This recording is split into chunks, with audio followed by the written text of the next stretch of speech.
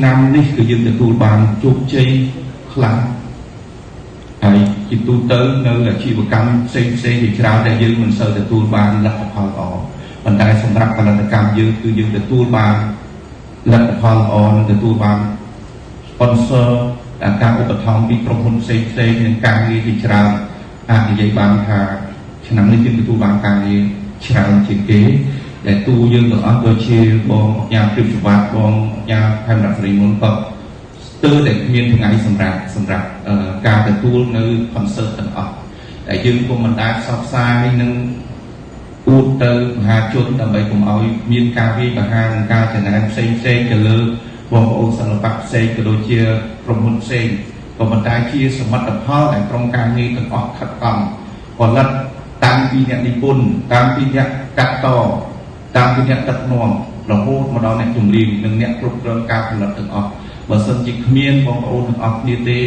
គឺយើងមិនអាចទទួលបានលទ្ធផលដ៏ល្អជោគជ័យនៅក្នុងផលិតកម្ម Galaxy ដែរជាអរគុណណាស់អរគុណទៅដល់ក្រុមការងារផលិតកម្មទាំងអស់និងក្រុមការងារគ្រប់ផ្នែកទាំងអស់ដែលបានចូលរួមហើយផលិតកម្ម Galaxy ទទួលបានលទ្ធផលជោគជ័យទើបខ្ញុំនិងក្រុមការងារទទួលបានភារកិច្ចនិងការទុកចិត្តពីសម្ដេចតេជោដែលលោកដល់សិទ្ធឲ្យក្នុងការផលិតអាល់ប៊ុមបទចម្រៀងប្រវត្តិសាស្ត្រនេះហើយការផលិតអាល់ប៊ុមបទចម្រៀងប្រវត្តិសាស្ត្រនេះគឺជាមោទនភាពមែនតើសម្រាប់ជីវិតខ្ញុំពួកខ្ញុំបានខិតខំនឹងបានផលិតបងប្អូនថាជាធ្លាប់ដឹងហើយសម្បីតែបទស្រឡាញ់អ្វីដែលខ្មែរមានខ្ញុំបានដាក់កាយដាក់ចិត្តផលិតដើម្បីរក្សានៅគម្រោងឯកសារប្រវត្តិសាស្ត្ររបស់យើងនៅក្នុងផលិតកម្មក៏ដូចជា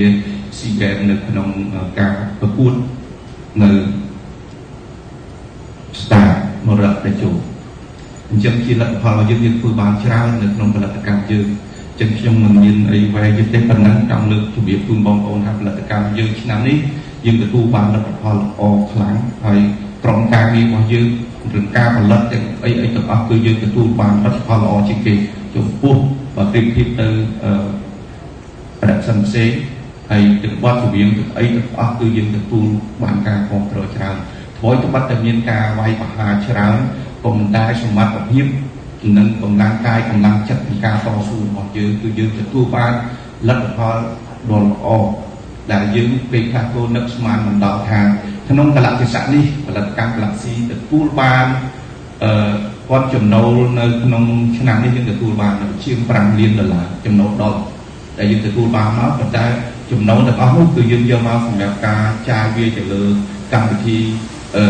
ប្រគំតន្ត្រីកម្មវិធីផ្សេងទាំងអស់ទាំងការចាយវាទៅលើការផលិត MV របស់ជំនាញហើយឃើញថាចាប់ដើមមុនចាប់ដើមចូលឆ្នាំនេះក៏យើងមានបទល្អជាច្រើនដែលកំពុងតែទូការគ្រប់គ្រងអញ្ចឹងហើយសូមលើកទឹកចិត្តឲ្យបងប្អូនក្រុមផលិតយើងទាំងអស់យកចិត្តទុកដាក់បន្ថែមទៀតនិងខិតខំជាពិសេសបងតែគាត់ជាបុគ្គលរាជចម្រៀងទាំងអស់ឃើញថាគាត់ខិតខំមែនទែនគាត់គូវាកាលណាតែគាត់ជោគជ័យផលិតកម្មក៏ជោគជ័យបងប្អូនទាំងអស់គ្នាក៏ជោគជ័យយើងជោគជ័យទាំងអស់គ្នាយើងនៅជាមួយគ្នារស់ជាមួយគ្នាដើរជាមួយគ្នាយើងរីកចម្រើនជាមួយគ្នាបាទសូមអរគុណ